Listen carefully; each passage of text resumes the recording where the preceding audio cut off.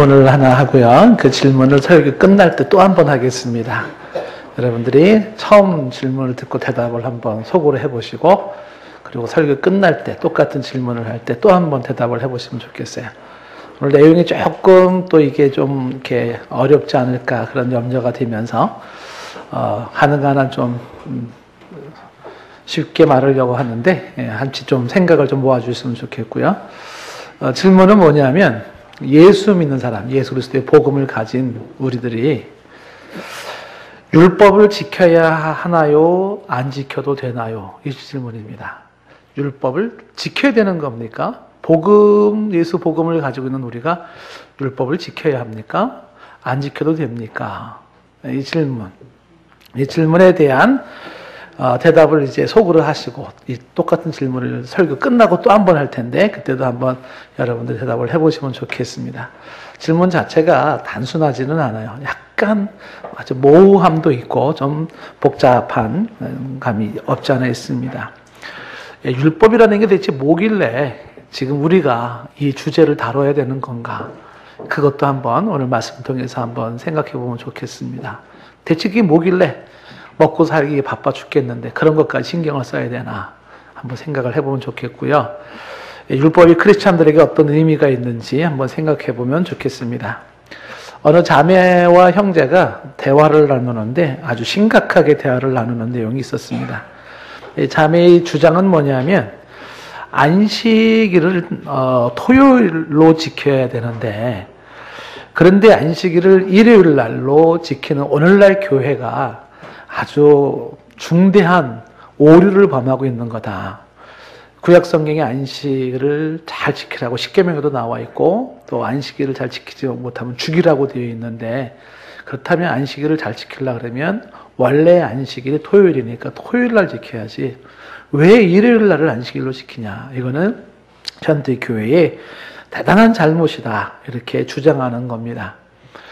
그때 이 형제도 만만치 않게 이제 얘기를 하는 거죠. 구약의 안식일의 개념이 신약의 예수 그리스도 안에서 새롭게 달라진 거다. 그렇게 얘기를 하면서, 구약의 안식일은 예수 그리스도 안에서 완성된 것으로 이제 예수 그리스도를 중심으로 한 새로운 초대교회의 모형을 따라 우리가 주일을, 그러니까 일요일을 주일로 이렇게 지키는 거, 주님의 날로 지키는 거다. 그러니까 우리가 구약적 개념의 안식일을 지키는 것은 너무 율법적인 거다, 이렇게 얘기를 하는 것입니다. 팽팽하게 맞서고 있어서 좀처럼 대화가 좁혀지지를 않고 있는 것을 보았습니다. 이 자매가 속해 있는 교회에서는 구약의 안식일 뿐만 아니라 구약 이스라엘 백성들이 가지고 있는 3대 절기라고 하는 유월절, 혹은 이제 77절, 맥주절이라고 하는, 그 다음에 장막절, 수장절이라고 하는 이런 3대 절기도 지켜야 한다고 강조하는 데입니다. 여기서 강조하는 이 자매 교회에서는 지켜야지 된다. 그래야지 생명책의 이름이 기록되어지고 구원을 받는다. 행위 구원을 강조하는 그런 자매의 모습입니다. 이런 구약의 말씀들을 지킴으로, 구약의 율법을 지킴으로 구원을 받는다라고 얘기하는 이런 부류의 사람들과 정반대되는 부류가 있어요. 정반대되는 부류. 그 반대되는 부류가 이제 구원파라 그래가지고 예전에 이제 오대양 사건하고 세월호 사건의 그 선주, 있는 거기 이제 유명한 기독교 복음 침례회, 기독교 복음 침례회, 구원파라 그랬는데 이제 명칭 기독교 복음 침례회라고 되어 있어요. 명칭이 장로회, 감례회, 침례회라고 다 좋은 건 아니에요. 구분을 잘 하셔야 돼요.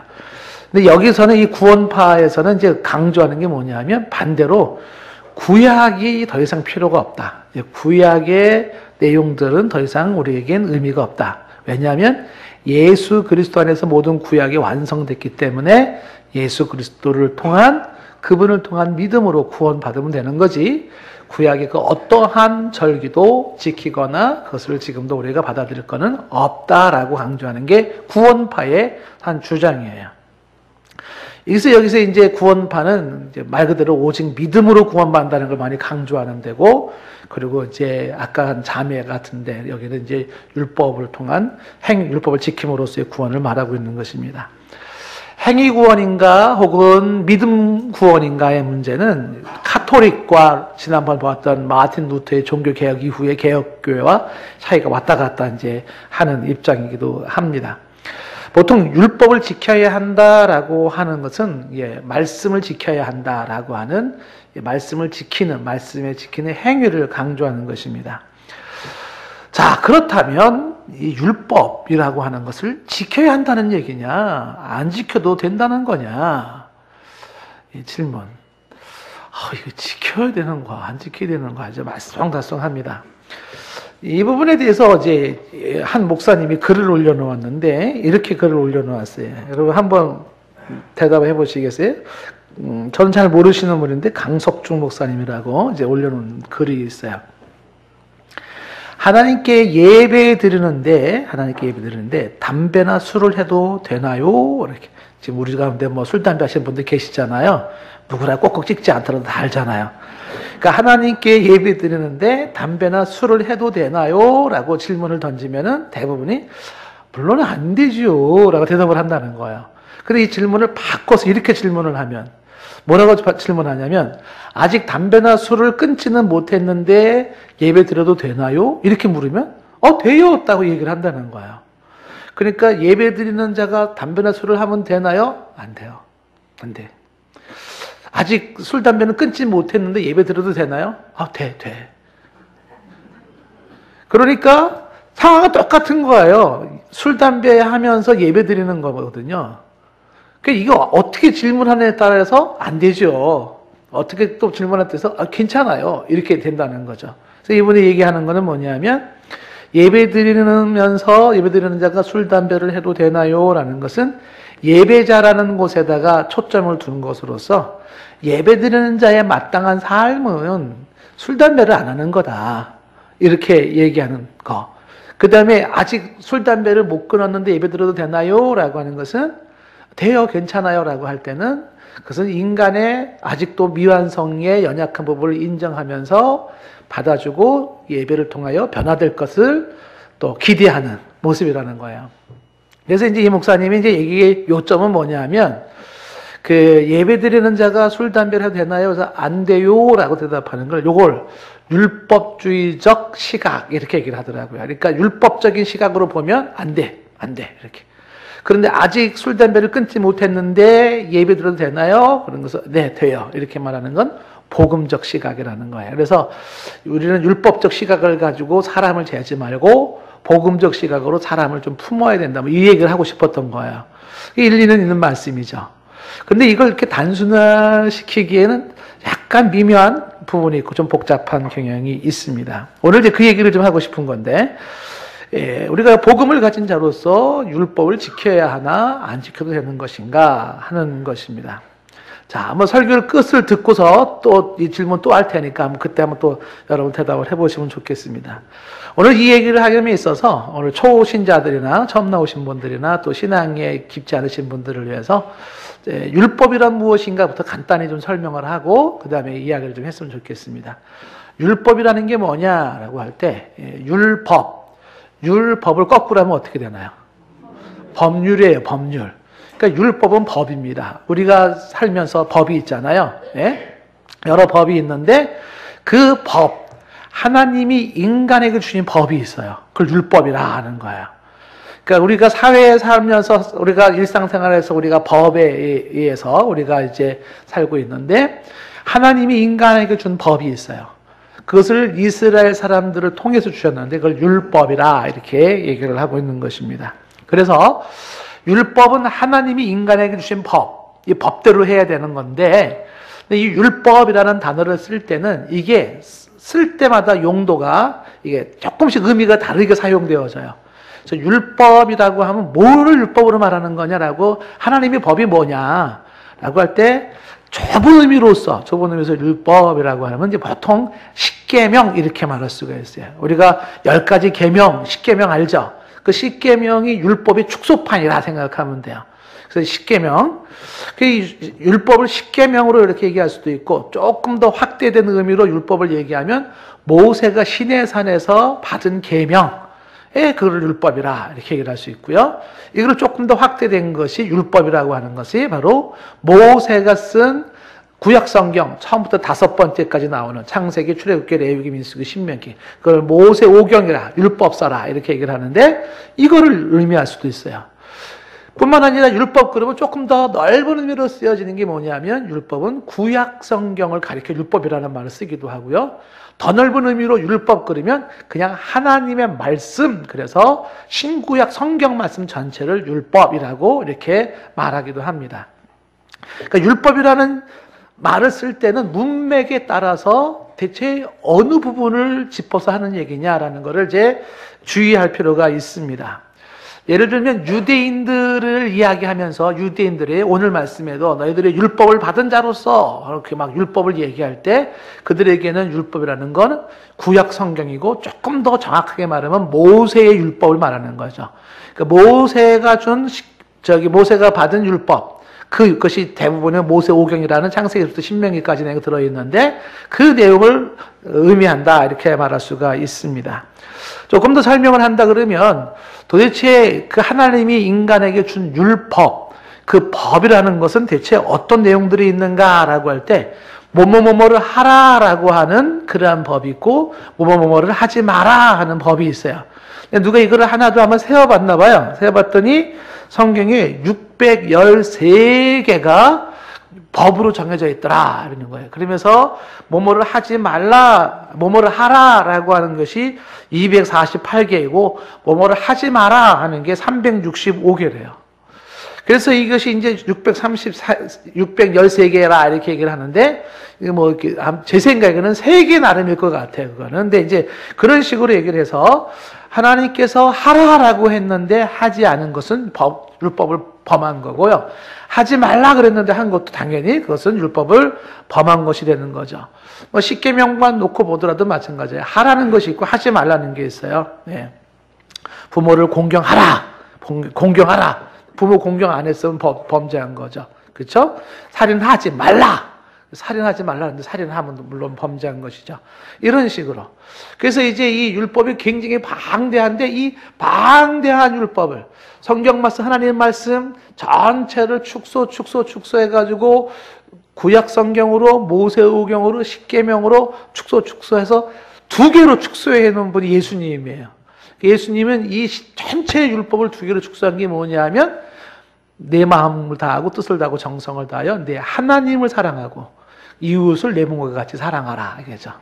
그러니까 하나님 사랑과 이웃 사랑으로 예수님께서는 사랑으로 이거를 이제 정리를 해놨어요. 십계명도 보면 1계명부터 4계명까지가 하나님과 우리 사이에서 지켜야 될 법이죠. 하나님과 우리 지켜야 될 법.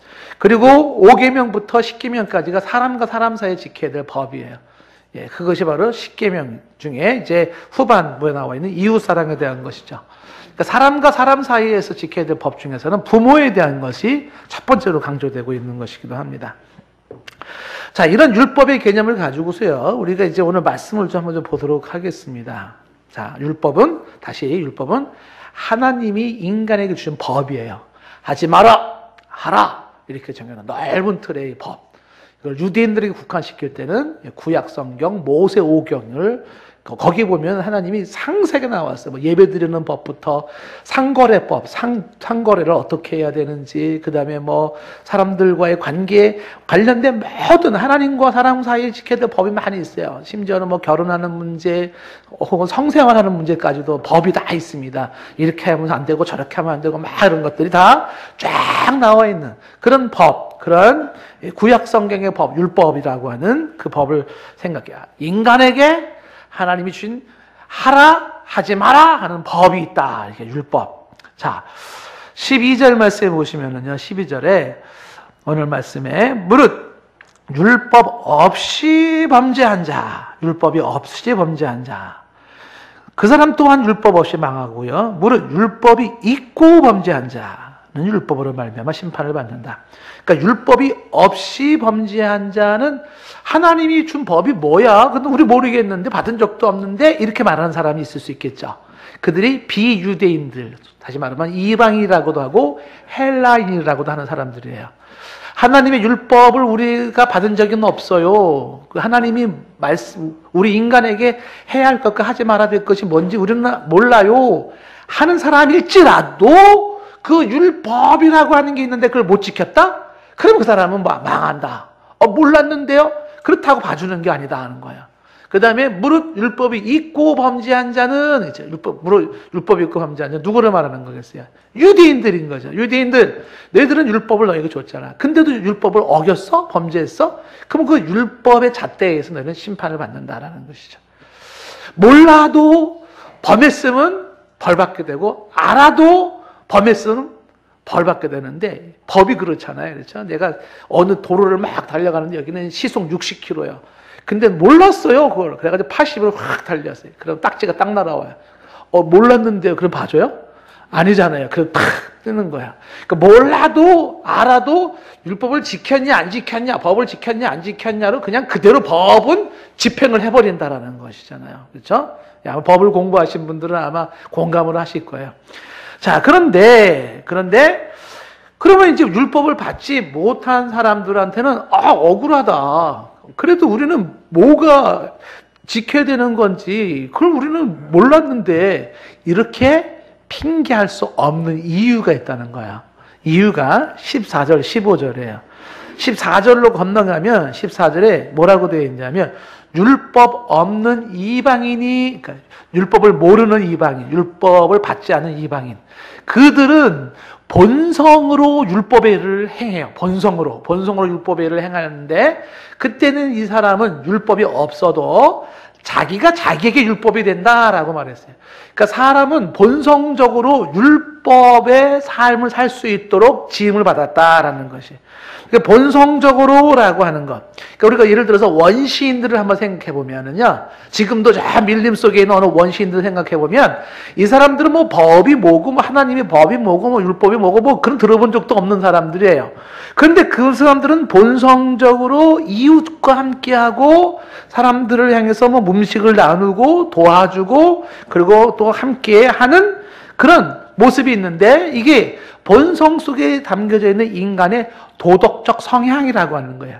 사람은 법을 몰라도요, 본성적으로 도덕적 성향이 있어서, 이거는 괜찮아. 저거는, 이거는 아닌데, 이거를 같은 맥락에서 뭐라고 얘기하냐면 15절 말씀에서는 그걸 양심이라고 하는 거예요, 양심.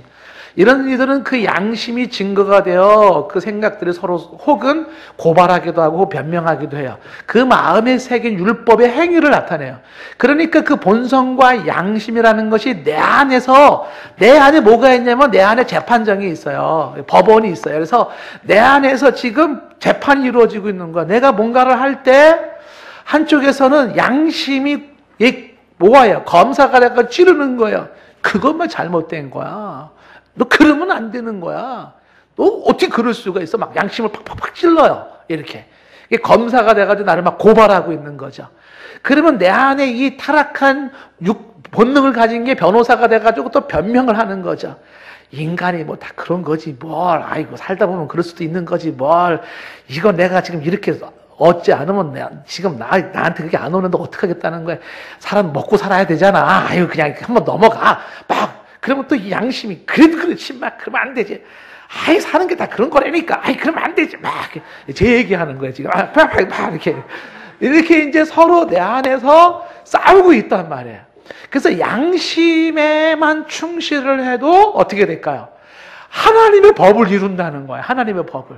본성에 입각해서 양심에 따라서만 살아도 굉장히 율법을 이루게 되게 돼 있다. 인간은. 그럼에도 불구하고 양심을 어기면서까지 너희들이 어떻게 해요? 그 법을 어겼을 때는 하나님은 이후야를 막론하고 뭘 들어요? 율법이라는 이 법조문을 가지고서 딱딱딱 들이대는 거, 딱 들이대면서 이걸 알았니 몰랐니가 아니에요. 지켰니 안 지켰니 이거. 그래서 안 지켰다 그러면 유죄. 그러면 이 형법 몇 조 몇 항에 의해서 너는 이러한 죄를 범했으므로 아니 율법은 사정이 없어요. 이 율법이라는 거는 눈물이 없어요. 정도 없어요. 그냥 너무 잔인할 만큼 팍팍팍팍 유죄를 때려버리는 거예요. 이게. 그래서 핑계할 수가 없다라는 것이. 인간은 누구나가 양심을 가지고 있어서 양심에 의해서도 율법을 이룰 수가 있다. 양심에 대한 얘기 조금만 더 하고 넘어가면은, 예를 들면 다윗이 이런 얘기를 해요. 시편 16편 7절 말씀에 무슨 얘기를 하고 있냐면, 다윗의 얘기가 끝부분에 이렇게, 밤마다 내 양심이 나를 교훈합니다 라고 얘기를 해요. 양심이 나를 교훈하고 있어요. 그 양심의 교훈이 뭘까요? 하나님의 법. 인간이 인간으로서 사는데 필요한 그 법을 양심이 내게 교훈을 한다라는 것입니다. 그렇죠? 뿐만 아니라 가늠하다가 현장에 잡힌 여인이 하나가 있었었는데, 사람들이 다 돌멩이를 들고서 막 치려고 할 즈음에 예수님께서 뭐라고 말씀해요? 너희 중에 죄 없는 자가 돌을 쳐라 이랬다고요.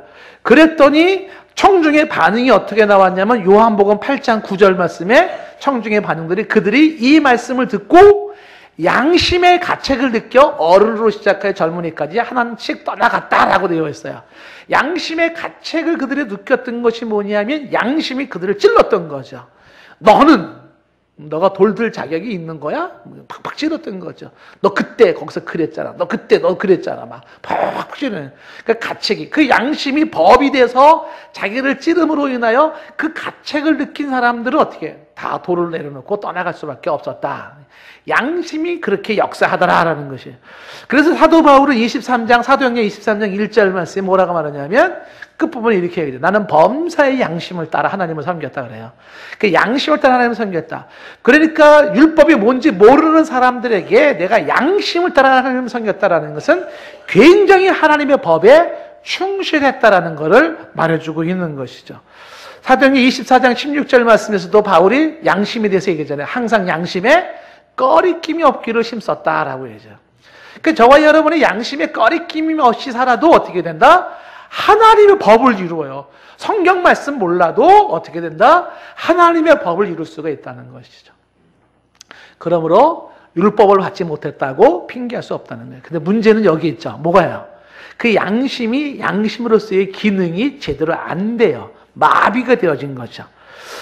예를 들면 디모데를 얘기할 때 디모데전서 1장 5절 말씀에 디모데를 이렇게 얘기를 해요. 너에게는 뭐가 있냐면 선한 양심이 있어. 디모데에게는 청결한 마음과 선한 양심, 거짓이 없는 믿음. 아주 정말 멋있는 사람이죠. 청결한 마음과 선한 양심, 거짓이 없는 믿음.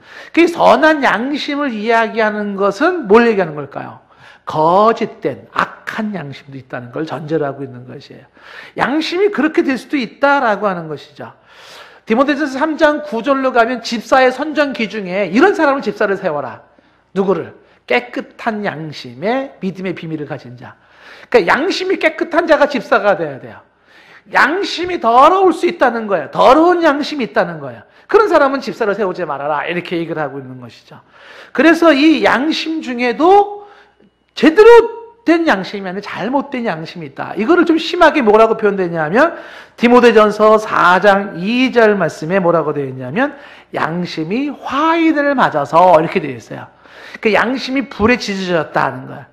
사람이 양심에만 충실하고 양심만 살아있어도 하나님의 법을 지킬 수가 있는데, 그 양심이 불에 지져져서 감각을 잃어버렸어요. 양심의 예민함이 없어졌어요.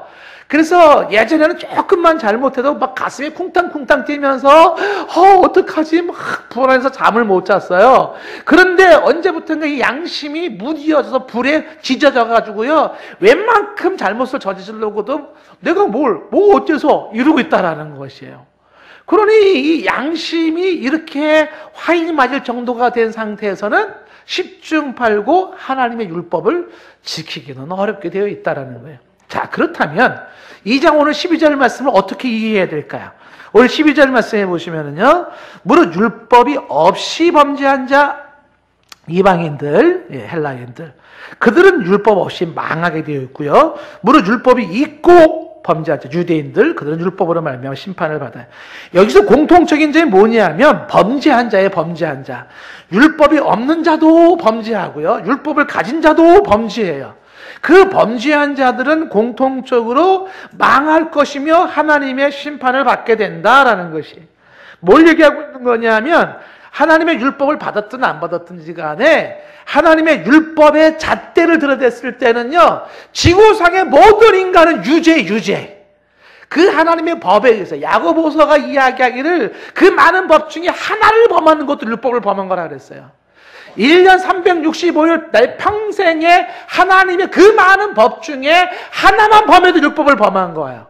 그런 자들이 그 율법의 잣대 앞에서 하나님 앞에서 정죄받지 않을 자가 누가 있겠는가?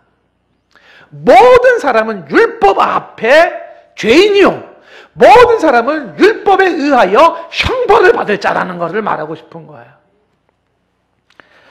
미리 예습을 하면 여기 건너가면 로마서 3장 9절에 이렇게 말하고 있어요. 로마서 3장 9절에 그러면 어떠하냐? 우리는 나으냐? 결코 아니라.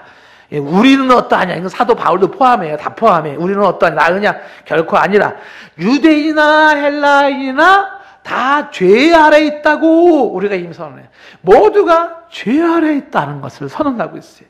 이어지는 10절 말씀, 그래서 기록된 바 의인은 한 명 정도는 있다?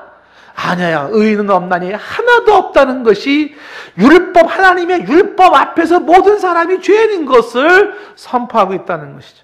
3장 19절로 건너가면 이런 내용이 나와요. 우리가 알거니와 무릇 율법이 말하는 바는 율법 아래에 있는 자들에게 말하는 것이니 이는 모든 입을 막고 온 세상으로 하나님의 심판 아래 있게 하렵니다. 그러니까 하나님이 알든 모르든, 여러분이 알든 모르든 모두가 율법이라고 하는 하나님의 법이 있는데 그 법에 입각해서 어떻게 된다? 하나님의 심판 아래 있는 존재라는 것을 말하고 있는 거예요. 모든 인간은 하나님의 심판대 앞에서 심판을 받아요. 여기서 말하는 심판이라는 게 뭐예요? 하나님의 주시는 벌, 진노예요. 그 진노 아래 있을 수밖에 없다는 거예요. 하나님이 정확하게 법으로 심판하신다는 거예요. 이어지는 3장 20절 말씀에 그러므로 율법의 행위로 그 앞에 의롭다 하심을 얻을 육체가 있다 없다? 없다. 그러니 이 율법이 하는 일이 뭐냐? 그 율법은 죄를 깨닫게 해준다라는 거예요. 율법이 죄를 깨닫게 해준다라는 이 이야기는 법이 있으면 어떻게 돼요? 법에 의해서 그거 죄였네? 그거 죄였네? 알게 되잖아요. 그 죄를 깨닫게 해주는 게 율법이라는 거예요. 여기서 사람들이 교회 안 나오는 이유가 한 가지가 있어요. 교회 안 나오고 예수를 안 믿으려고 하는 사람들 중에는 왜 교회를 안 나오고 예수를 안 믿으려고 그럴까요? 교회에 가서 예수님을 알면 알수록, 하나님의 말씀을 알면 알수록 죄가 자꾸 드러나네, 죄가. 그게 괴롭다는 거죠. 그러니 차라리 교회 안 나가는 게 수고, 설교 말씀 안 듣는 게 수고, 성경 안 읽는 게 수야. 왜요? 죄를 깨닫게 되면 괴롭다는 거죠. 그러니까 그냥 귀 틀어막고 안 보고 모르고 그냥 속 편하게 살고 싶겠다라는 거예요. 이건 마치 이와 같은 거예요. 병원에 가서 의사만 만나면 병이 막 드러나요. 병이 막 드러나. 그러니까 차라리 병원에 안 가고 귀 틀어막고 가만히 그냥 속 편하고 살겠다는 거예요. 잘하는 일인가요? 내 몸에서 막 병이 막 퍼져나가는데 그렇지 않죠. 그러니까 이 율법은 죄를 깨닫게 해준다라고 하는 것이 그렇죠. 율법을 알면 할수록, 말씀을 알면 할수록 어떻게 돼요? 내가 죄인이구나. 내가 환자구나. 내가 지독한 사람이구나. 내가 아주 큰일 날 사람이구나. 깨닫게 되는 거죠. 이런 것들을 깨닫는 게 복이에요. 왜냐하면 깨닫고 이거 고쳐야 되는 건데, 이거 치료받아야 되는 건데, 이거 회복돼야 되는 건데 라는 사모함을 가진 사람들이 어떻게 될까요? 치료의 은혜를 입을 수가 있게 되는 거예요. 내가 율법을 통해서 죄인이라는 걸 깨달으면 깨달을수록 어떻게 될까요? 이 죄에서 나를 구원할 수 있는 해결책을 찾게 되어 있고, 그 해결책, 유일한 해결책으로 예수님의 어린 양 희생 제물로 십자가서 대속으로 이루어 놓은 내 대신 내 죄값을 치러주신 예수님의 대속의 은혜로 와닿기 시작하는 거예요. 내가 죄인인 걸 깨닫지 못하는 사람은 예수님의 대속의 은혜가 되지 않아요. 감사, 감동이 없어요. 그러면 그렇지 뭐, 그럼 예수님 죽으면 죽었지 뭐 이렇게 되는 거예요. 근데 율법을 보면서, 말씀을 보면서 내가 얼마나 지독한 문둥이 환자 같은 죄인인지를 깨달으면 깨달을수록 나를 구원하시기 위하여 대신 내 죄값을 받아주신 예수님의 그 대속의 피 흘리심이 눈물겹도록 고마운 거예요. 그래서 이 율법이 죄를 깨닫게 해준다라는 것은 한편으로는 감사할 수가 있는 것이죠.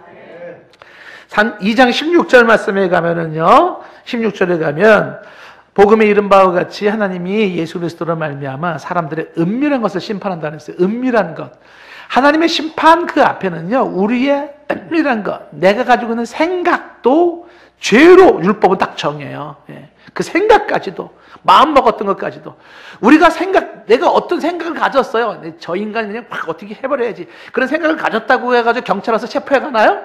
현행 법이 그렇지 않아요. 사람의 생각을 가지고 있다고 누가 잡아갑니까? 근데 하나님의 그 정결한 눈으로 하나님의 시선 앞에서 그것도 죄로 지적하는 거야, 다. 마음에 먹었던 것까지 다 죄. 그러니까 하나님 앞에 죄일 수밖에 없다는 것이죠. 자, 3절 말씀을 주목해 보십시오. 13절 말씀에, 자, 13절 다 같이 읽어봅시다. 시작. 하나님 앞에서는 율법을 듣는 자가 의인이 아니요 오직 율법을 행하는 자라야 의롭다 하심을 얻으리네요. 율법을 듣는 자와 율법을 행하는 자를 대조시켜 놨잖아요. 여러분, 누가 의인이라고 되어 있어요? 율법을 듣는 자예요? 율법을 행하는 자예요? 율법을 행하는 자가 의인이에요. 당신 율법을 알아요? 몰라요가 아니야. 그게 중요한 게 아니고요. 당신 율법을 배웠어요? 안 배웠어요? 율법 들었어요? 안 들었어요? 율법 받았어요? 안 받았어요? 법을 알아요? 몰라요? 법에 대해서 공부했어요? 안 했어요가 아니라 지켰냐 안 지켰냐. 그래서 율법을 지켰다면 당신은 의인이요. 지키지 못했다면 당신은 뭐라? 당신은 지키지 못했다면 죄인이에요. 그렇게 간다는 것이죠. 이 말씀 속에서 오늘 제가 말하고 원하는 포인트가 지금부터 시작이 되는 겁니다. 뭘 얘기하는 거냐면 율법은 반드시 행해야만 하는 것이에요. 하나님의 법은 반드시 행해야만 하는 것이에요. 그 행해야만 하는 법, 그러니까 행위를 강조할 수밖에 없어요. 그럼에도 불구하고 이 율법의 행위로는 구원에 이를 수가 없어요. 여기서 딜레마가 나오는 거예요. 반드시 행해야만 하는 율법, 그러면서도 이 율법을 행함으로는 구원에 이를 수가 없는 율법. 그렇다면 이 율법은 내가 붙잡아야 되는 거야, 버려야 되는 거야. 율법을 반드시 행해야만 하기 때문에 붙잡아야 될 것 같은데, 그걸 행함으로써는 구원을 받을 수 없으니 그걸 벗어버려야 될 것 같은데 어쩌란 얘기인가, 이렇게 되는 거죠. 여기서 한 가지 기억해야 될 것은 율법을 행함으로 구원에 이를 자는 없다라는 것. 13절에서 강조하는 것은 행위 구원을 강조하려고 이 말을 쓴 것이 아니라는 거예요. 여기서 강조하는 것은 행위 구원으로, 율법은 행해야 되는데 이 행함으로써 의롭다고 받을 자는 없다는 걸 알려고 하는 거야. 없다, 이걸 말하려는 것이. 행해야만 하는 율법, 그래야지 의로워하지. 그런데도 이 율법을 행함으로써 의롭다 인정받을 자는 없다는 걸 전제하는 거죠. 이 말씀을 근거로 해서 이제 두 가지로 한국 교회에 갈라지기 시작했어요. 한국이 아니라 세계적으로 갈라졌어요. 하나는 어떤 입장이냐 하면 율법주의 입장이에요. 율법주의 입장에서는 레갈리즘이라고 얘기해요. 율법주의는 뭐냐 하면 율법 하는 거야. 율법은 주요하다. 율법은 지켜야 된다. 율법을 행해야 된다. 그렇게 해서 그 율법이라고 하는 하나님의 말씀, 하나님의 법을 지켜야만 하고 행해야만 한다는 걸 강조하는 이 율법주의. 여기서 포인트는 행위 구원을 강조하는 사람들이에요. 행위로서 우리의 구원이 결정되는 게 아니냐, 이렇게 율법주의 입장을 가진 사람들에게는 장점과 단점이 있어요. 어떤 장점이 있냐면 이런 사람들은 누구보다도 말씀을 지키려고 하고 부단히 노력하고 애를 쓰는 흔적이 있어요. 남달리 고행을 하거나 수행을 하기도 합니다. 왜? 구원받아야 되니까. 말씀을 지켜야 구원받으니까 더 열심히 말씀에 충실하려고 애를 쓰는 장점이 있어요. 그러다 보니까 이런 사람들은 그렇지 않은 사람에 비해서 한결 윤리적이고 도덕적이고 거룩한 삶이 이루어져요. 깨끗합니다. 좋은 점이 있어요. 그럼에도 불구하고 이 율법주의자들 가지고 있는 단점이 있어요. 단점. 어떤 단점이 있을까요? 이 사람들은 늘 그렇게 말씀에 의해서 인정받으려고 애를 쓰면 애를 쓸수록 마틴 루터처럼 죄책감에 시달리는 거예요. 내가 그 말씀에 충실하지 못하는 나의 연약한 모습 앞에 어떻게 죄의식 속에서 괴로워요. 죄의식 속에서 괴로워지는 거예요. 예? 그래서 왜 나는 이렇게 정말 말씀에 빗대서 이 율법에 의해서 내가 인정받으려고 하는데 왜 분노는 왜 생기는 거야? 왜 시기심은 왜 생기는 거야? 왜 탐심은 왜 생기는 거야? 막 이런 것들이 하라고 했네 왜 안 한 거? 기도 쉬는 죄도 범죄라고 했는데 나는 또 기도 쉬는 죄를 졌네. 뭐 이런 것들이 자기를 막 막 괴롭히기 시작해. 죄책감에 시달리기 시작해. 그래서 막 어떤 사람 몸을 학대하고 고행을 하고 채찍을 치고 기절하고 막 이렇게까지. 그러면 그런 것이 어떻게 작용되냐 하면 나는 이렇게 말씀을 제대로 지키지 못하는 인간밖에 못 된다고 스스로가 열등의식에 빠지고 패배의식에 빠지기도 쉬워요. 그리고 죄를 지었을 때 부끄러움에 어쩔 줄 몰라 하고, 그리고 그 죄로 인해 하나님이 주어진 심판을 생각하면서 공포감에 시달리기 시작을 하는, 공포감에. 그러면서 이런 사람들은 위선적인 삶을 살기가 쉬워요. 자신의 연약함을 감춰야 되는 거예요. 사람들 앞에서 말씀으로 구원받는 이런 것을 강조하는 사람 앞에서 나는 이렇게 연약한 인간이에요, 부족한 인간이에요, 드러나면 안 되는 거예요. 그래서 그거는 숨어서 나타나는 모습이고 안 들키는 모습으로 의로운 척 깨끗한 척 해야 되는 위선적인 삶이 이들에게 주어져. 이게 다 단점이에요. 그리고 이런 사람들의 단점 중에 하나는 삶의 자유와 기쁨이 없어요. 그런 단점과 함께 타인에 대한 정죄가 심해요. 다른 사람이 누군가가 법을, 하나님 말씀을 어기면은요, 꼴을 못 보는 거예요. 야, 어떻게 목사가 돼가지고, 어떻게, 장로가 돼가지고, 권사가 돼가지고, 예수 믿는 사람이 막 이렇게 돼버리는 거예요. 이게 단점이에요. 그러니까 율법을 강조하고 하나님의 법을 지켜야만 한다라고 강조하는 사람이 갖는 이러한 장점과 단점이 있어요. 근데 이런 율법주의에 대해서 고개를 흔들면서 난 이런 인간 너무 싫어. 그리고 또 한 부류의 사람이 나온 게 뭐냐면 율법 폐기론자예요. 율법 무용론자라고도 하고 율법 폐기론자라고 해요. 엔타이 레갈리즘이에요.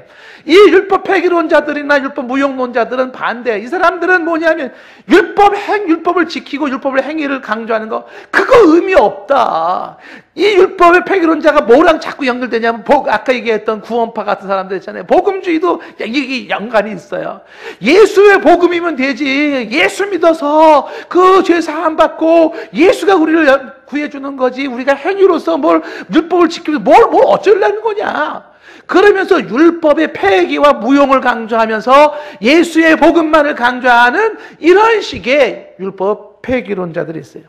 율법 폐기론자들이 가지고 있는 장점과 단점이 뭘까? 이 율법 폐기론자들의 장점은 복음에 충실하려고 하고 예수님께 충실하려고 하고 죄사함의 기쁨을 누리려고 하고 자유를 누리는 것, 이런 것들은 장점일 수 있어요. 근데 이 율법 폐기론자들의 단점이 있습니다. 뭘까요? 아까 얘기했던 율법주의자들이 가지고 있는 거기에 못 미쳐요. 이 율법 폐기론자들의 단점은 삶이 미숙해요. 그리고 자기의 죄를 자꾸 합리화시키는 거예요. 죄를 합리화시켜요. 순간 모든 죄를 져놓고 뭐라 그래요? 인간인 거로. 인간이 그럴 수도 있지. 괜찮아. 예수님이 다 용서해 주시는데 이런 식으로 넘어가는 거예요. 그러니까 죄를 합리화시키고 자신의 미성숙함을 정당화시키면서 사람이 성숙해지지를 못해요. 이쪽 사람들은. 늘 유치한 인격과 인품으로 그런 비도덕적인 삶을 살아가는 거예요. 지탄의 대상이에요. 지탄의 대상. 한국교회 사람들이 이렇게 예수 얘기하면서 그렇게 성숙되지 못한 모습 앞에 사람들이 얼마나 싫어하는지 몰라요. 그래서 얘기를 하잖아요. 아유, 그놈 마틴 루터가, 그놈은 마틴 루터예요. 그냥 믿음으로 의롭게 된다라고 하는 이 신층이가 현대판 면죄부 역할, 현대판 면죄부. 이것만 가지고 있으면 되는 줄 알고 삶은 엉망진창으로 살아가면서 그냥 이 신칭이 믿음으로 의롭게 되거든요. 믿음으로 의롭게 되거든요. 메롱.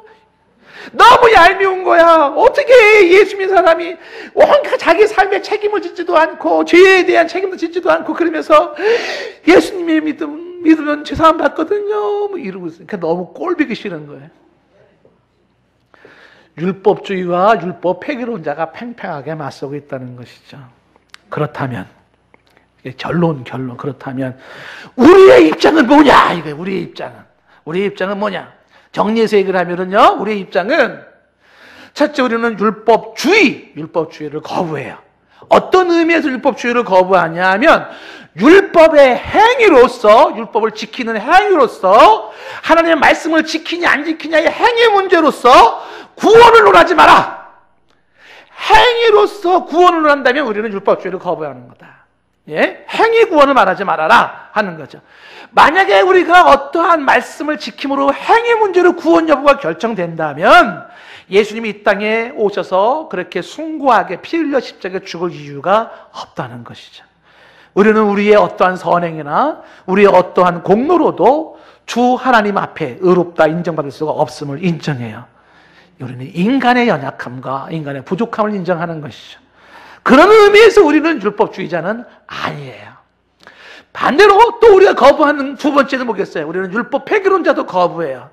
율법 폐기론자들이 강조하는 것은 율법은 이제는 끝났다고, 율법은 더 이상 필요 없다고, 예수 복음만 있으면 된다고 이야기하면서 자신의 죄를 합리화시키고 미성숙함을 정당화시키는 것도 우리는 인정하지 않아요. 이들이 강조하고 있는 율법 폐기론자들이 얘기하고 있는 그 율법이 더 이상 필요 없다? 아니에요. 우리는 율법이 지금도 필요해요. 하나님의 법이 필요해요. 우리는 그 말씀을 지켜야만 하고 그 말씀대로 살아야만 하는 것이 우리의 모습이에요. 이것을 조화를 이룬다 그러면 어떻게 이룰 수가 있을까요? 그렇다면 이렇게 설명할 수 있다는 거죠. 예수 그리스도의 십자가의 보혈의 복음으로 구원을 받고 구원받은 우리는 율법적인 하나님의 법의 말씀의 요구 앞에 그 말씀대로 살아가는 사람들이라는 것이에요. 예수 그리스도로 구원을 받고 복음으로 구원을 받고 구원받은 자의 삶으로 율법이 필요해요. 하나님의 말씀, 하나님의 법이 필요해요. 그래서 우리는 그 말씀에 의하여 구원받은 자의 삶을 살기를 원하는 거예요. 그런 의미에서 우리는 율법이 또한 요청되어지는 것입니다. 단 여기서 주의해야 될 것이 있죠. 그것은 구약에 있는 율법 중에는 현대 오늘날 우리 그대로 적용해야 될 것도 있고, 그 중에는 지금에 와서 예수 안에서 완성되어져서 더 이상 구약의 방식을 지키지 않아도 되는 게 있다는 것을 구분하셔야 되는 것이죠. 예를 들면 구약에서 그 말씀이 지금도 예수 믿어 구원받았지만 율법의 완성이신 예수님에 의하여서 우리가 완성이 됐어 할지라도 구약의 말씀에 지금도 유효한 것들이 있어요.